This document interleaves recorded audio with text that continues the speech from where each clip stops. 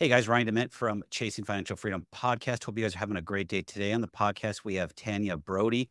Tanya is an email marketing expert and direct response copywriter. I think we're going to have some great conversations. We had some technical difficulties at the beginning, but I think we'll work through it. And we got some noise in the background, so we'll try to tune that out for you guys. So, Tanya, welcome to the show. Thank you very much. It's a pleasure to be here. You're more than welcome. Thank you for being patient through the technical difficulties, snafus, as we got that all taken care of. Before we get All good. into email marketing and copywriting, tell a little man, I need more coffee already. Could you tell the listeners a little bit about yourself? Sure. Pardon me. As mentioned, I am a professional direct response copywriter and email marketer or marketing consultant. And I actually got my start with this weird thing sitting in back of me.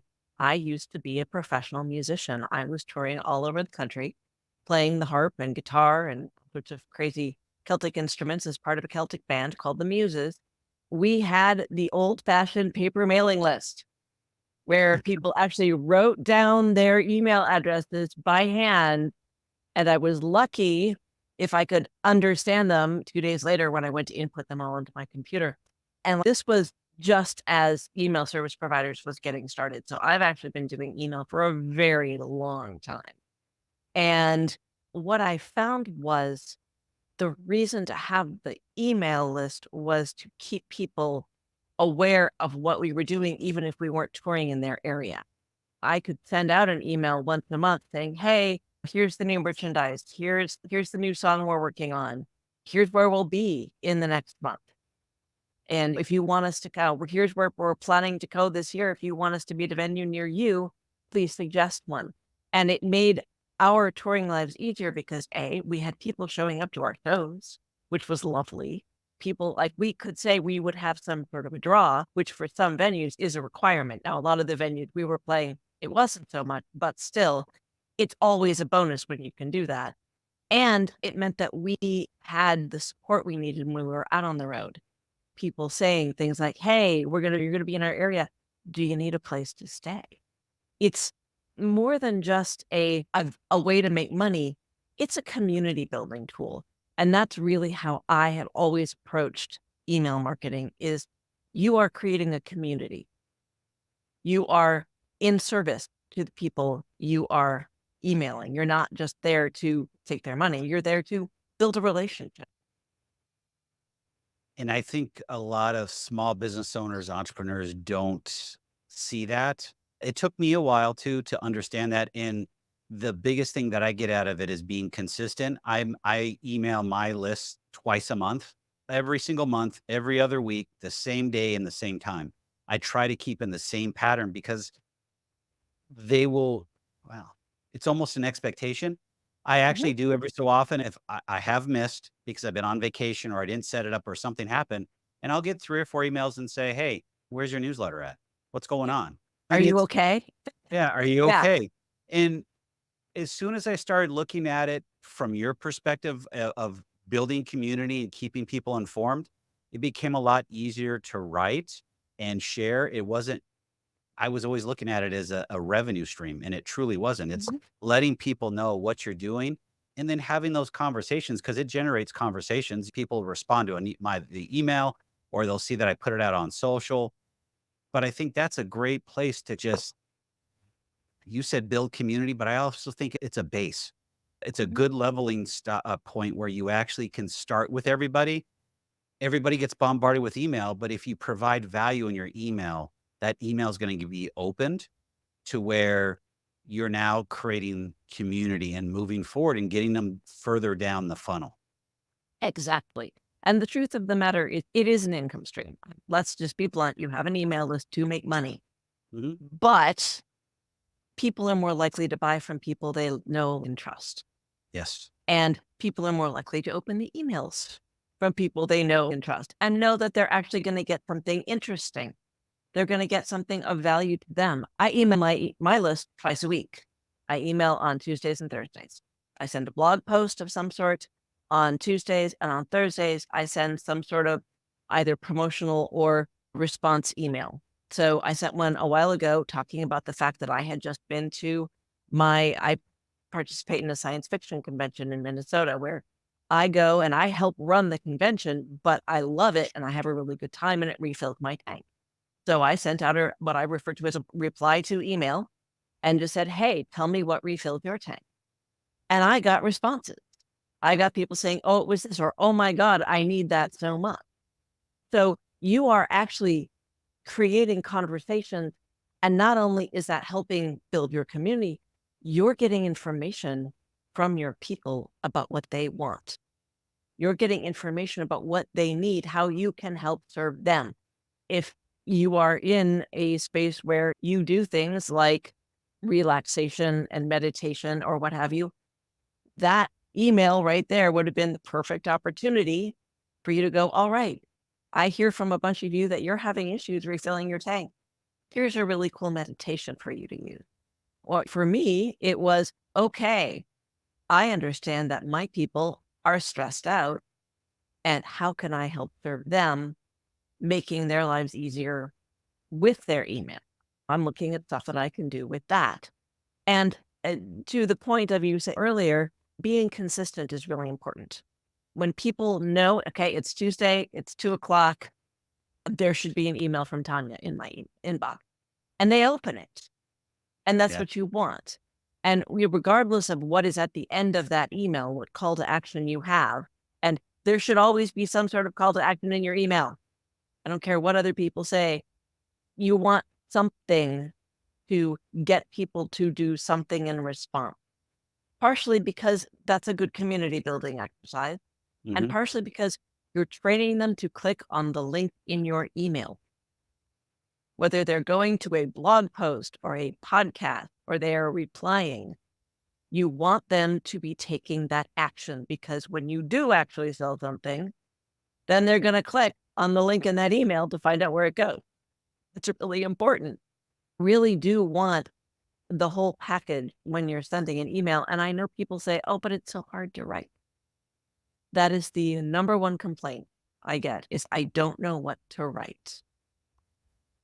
And that's fair because unless you literally spend your day all day writing, which is what I do, I spend my day writing email for myself and for my clients. Why would you understand how to do this every single day? But it's nowhere near as hard as you think. And we can talk about that shortly as soon as you say what you wanted to say here. No, I agree with all of that. It's the biggest thing that I'm taking away from it is being consistent. Otherwise, you're not going to build that. I call it email muscle because Mhm. really, if you're only sending out every so often, and I know I'm gonna get into some stats, but you get an open rate of 3 or 5% with a click through rate of less than 0.5%. Okay, it's not great. But if you start consistently sending out, whether it be weekly or twice a week like you do, or myself twice a month, I've learned in about 18 to 24 months that I've been doing that consistently because before I was very inconsistent.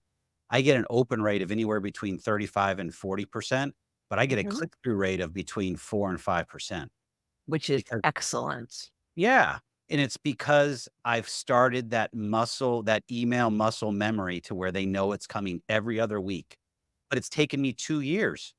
It's close to Yeah, 2 years. I would say it's probably close to 2 years, but I wanna dig into that, but I know we started late, so I wanna be able to ask some other questions. So I gotta ask the elephant in the room question. okay. AI, Oh my goodness. how does that impact you as a copywriter? But then also, can we talk about how AI can potentially help people come up with ideas to write? Absolutely. And both of those are true. AI is a fantastic tool.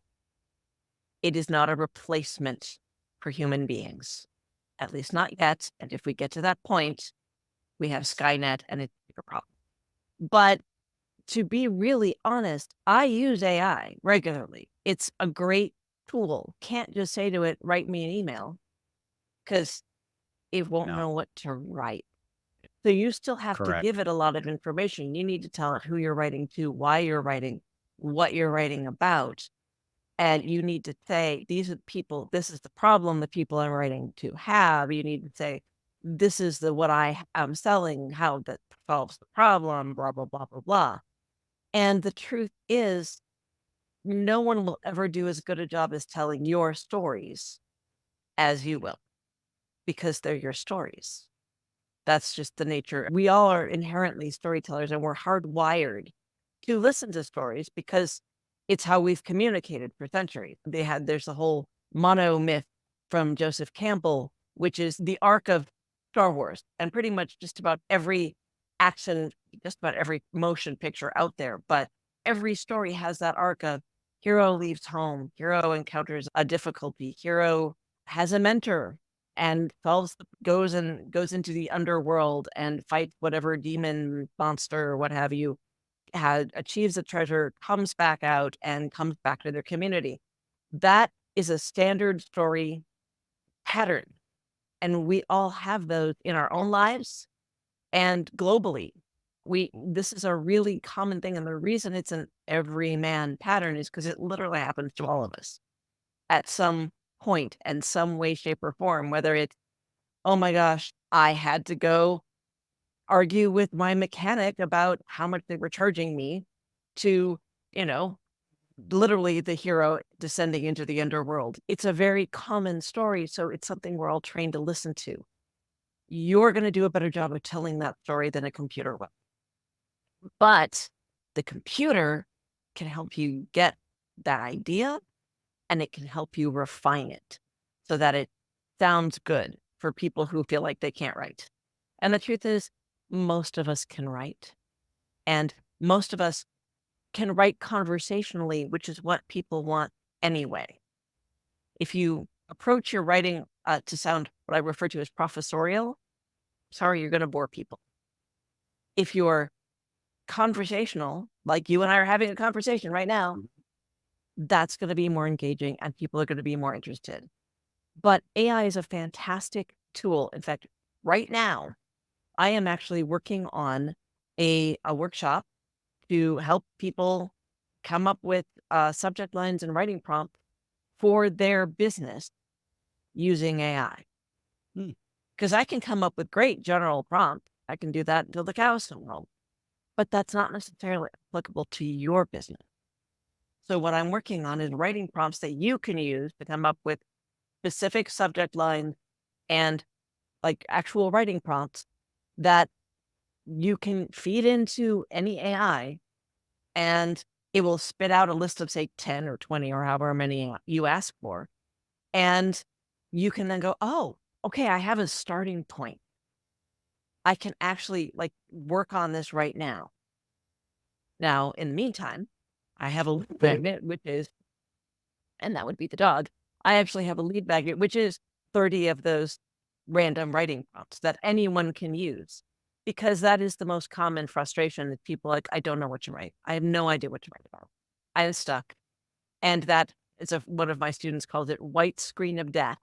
It's terrifying when you're staring at a blank document going, I have to write something. I have to write something. Having a writing prompt to somewhere to start is so helpful. If you can prompt it, like you said.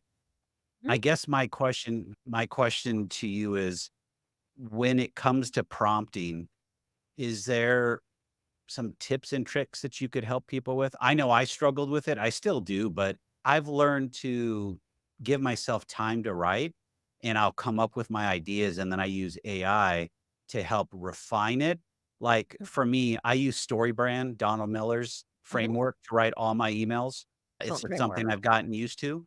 I use that with my AI prompt, but I also add in tone of voice. I like to use educational, witty because I've got a dry sense of humor, and conversational. And Mhm. then I can refine it from there.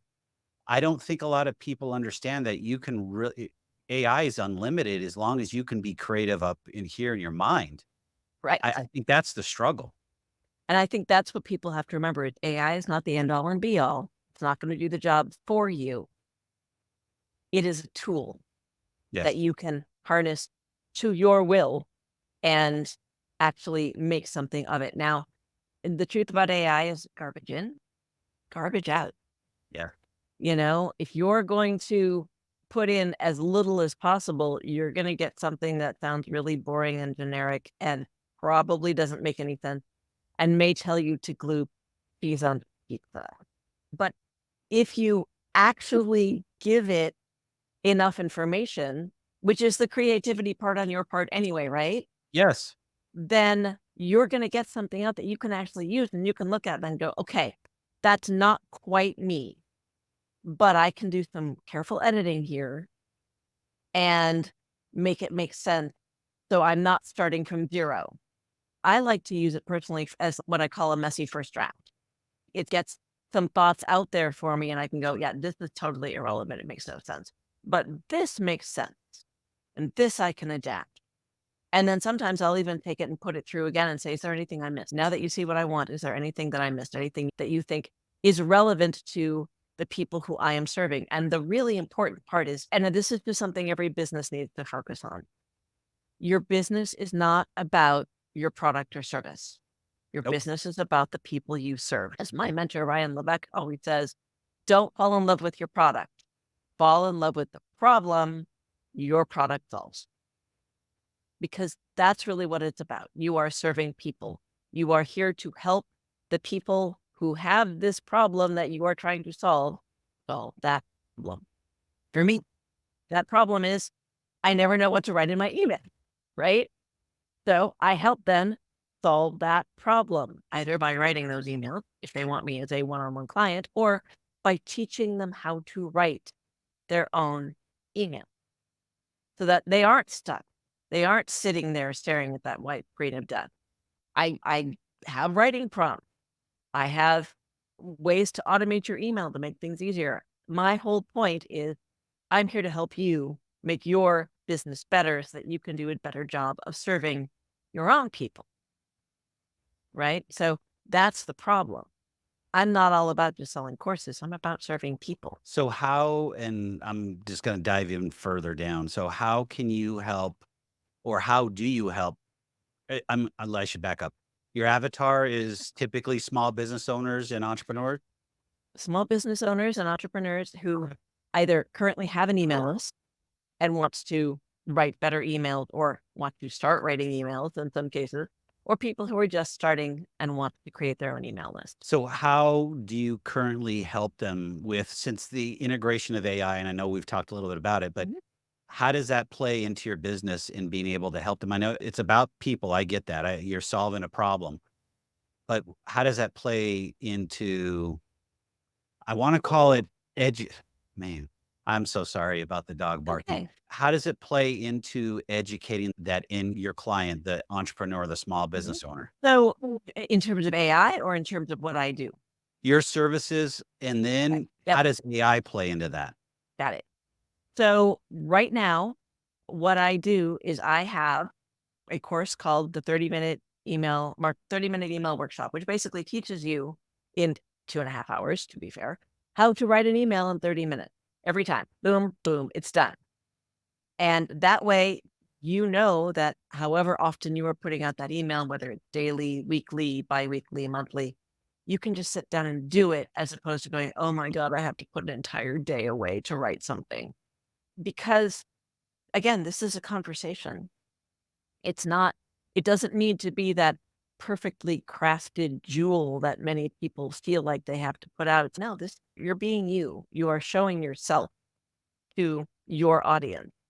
So don't feel like, yeah, you're allowed to show some of the mess because people want to get to know you.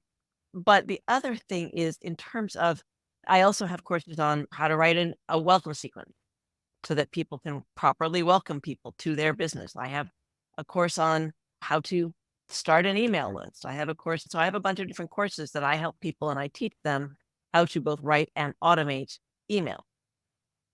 But in terms of AI, the way I'm incorporating that is I am coming up with ways for people to use AI as a tool to improve their email. Because the truth is, humans should never be omitted from the process.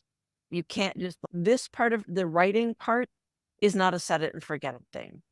And the reason is computers don't know how to human, they just don't. And you want your business to be about humans. So you have to be the human in the business. So as great as AI is and as how much as it can help you speed things up, you still need to be involved. And that is going to be in the prompt. That is going to be in the editing. And in some cases, that's going to be in going, all right, this is an idea and I like where it started, but I've got to rewrite this entire thing. But once you have somewhere to start, that makes it much, much easier. So I think that really that I'm a writer, I'm biased, I realize that. But I can always tell when a business has sent out an email that's entirely AI. In fact, actually, one of my advanced group, if you will, is a group of people, business owners, and we come together every week and we write our emails together. And then we spend half an hour. We spend half an hour writing the email. That's the whole point. Get it done in half an hour. We then spend half an hour editing those emails, where I actually look at my students' emails and go, okay, so this is what I think you should change. I can always tell when they've used AI. Like, that doesn't sound like you. That sounds more like AI. And they're like, yeah, I know. I put it through AI. I'm like, okay, that's fine. How are you going to fix it so it sounds like you? And they always do. And it always sounds great. So AI can get you partway there, but I don't think it can get you all the way there. And like I said, when it can, then we have larger problems in the world, usually ending up in apocalyptic movie scenario. The point is, this is something that you should be able to do quickly and easily. And it shouldn't be a stress every week, because when it becomes a stress every week, then you don't want to do it. Right. Whereas when you get to the point where you're just like, as you say, that email muscle, when it's okay, I've got this down. I've got my half hour. It's on my calendar, whether you're coming to my group or you're just putting it on your calendar. You've got that time set aside. You just do it. Kind of like going to the gym. Okay, you've got to go to the gym now, whether you like it or not. For me, it's always doing the dishes. I hate the idea of doing the dishes until I'm actually doing the dishes. It's not a big deal. So very true. I always like to ask my guests, what would be 3 nuggets that you could share with the listeners? Mhm, So for entrepreneurs, small business owners, or how about anybody struggling to write, what mhm. would be 3 nuggets you could share with them that could help them potentially get over the hump and be able to start writing consistently? Nugget number one, answer the questions you get most commonly. That is the easiest thing to write about, whether it's within your business because you have a product or service that people ask about, or it's a question about yourself if you're writing just personally, or a question about something in the world that you deal with. Answer the questions that you get most commonly, because if you're getting those questions, that's something people want to know about. That's a really easy place to start. And it's something you can answer really easily, which is ideal because that gets you writing. And frequently, that will help stimulate more ideas for their email, which is like number two, be yourself. Don't try to put on some weird persona unless you have that weird persona established in the world. I think about people like Mr. Beast, who's a social media influencer. He's got a persona. Be you, because that's what people really want. They want to get to know you. They don't want whatever artificial thing. They want Ryan. They wanna know who you are. They wanna know that you have a dog barking in the background. It's all good. And I think the third one is be genuine, be authentic. Don't hide the dog barking in the background. It happens to all of us who have dogs. For me, it's cats. They walk across the street and they show up and it's all good. Everyone gets that. And I think that the other thing is to talk about your own struggle, whatever those may be, because again, that's something people can relate to. That's part of being authentic. When you say, oh my God, I had this horrible experience the other day and it just knocked me for a loop, people can go, thank God it's not just me. And again, it makes you more relatable. It makes people go, yes, this is someone I want to hear from regularly. It's someone I want to do business with because they get me. They understand. They're going through the same things I am. So those are my 3 nuggets. I hope those help. Love each of those are great nuggets. So we're getting close here to wrapping up, but I wanted to ask 2 more questions. One, if someone is struggling with writing, are you Mhm. looking to work with new clients? I am always interested in working with new clients. It, of course, depends on what they're doing and what they need. I'm always happy to talk to people. Does that answer that question? That answers that question because that Yeah. said yes. So I guess my next question is, if you are, where's the best place for them to reach out to you? The best place for you to reach out to me is actually at Tanya Brody Copywriter, all one word, .com. Okay. And I hopefully Ryan will put that in his show notes so you have it. It will go in the show notes. I will And actually you be will, there. yeah, you will find information about me and my services. You will find blog posts about all of this email stuff. You will find that list of 30 subject lines to keep your subscribers opening and reading every email. And you will find more information about this upcoming workshop on how to create your own list of subject lines for your business using AI. When is that happening? I am looking at probably the beginning to middle of September for that. Okay. So stay tuned. Get on the email list. You'll be the first to find out. I thank you for coming on with all the hiccups we had and a dog barking in the background. Thank you for sharing everything you're doing. But better yet, you're helping entrepreneurs and small business owners truly get over that hurdle because I wish I knew you were around when I was struggling with it. And it's one of those big things. It's and I'm not trying to digress, but it's almost like making cold calls and you hate doing it. That's Mhm. how email marketing was for me until I actually sat down and found a way to really love it. Yeah. Yeah. And once you start getting into it, it's easy to fall in love with. You can actually look forward to writing that email every day because you've got ideas. You've got things to talk about. And that makes it so much easier. That is so true. So thank you for coming on. Thank you for sharing and have a great day. You too. It was a pleasure. Thank you so much, Ryan. Thank you.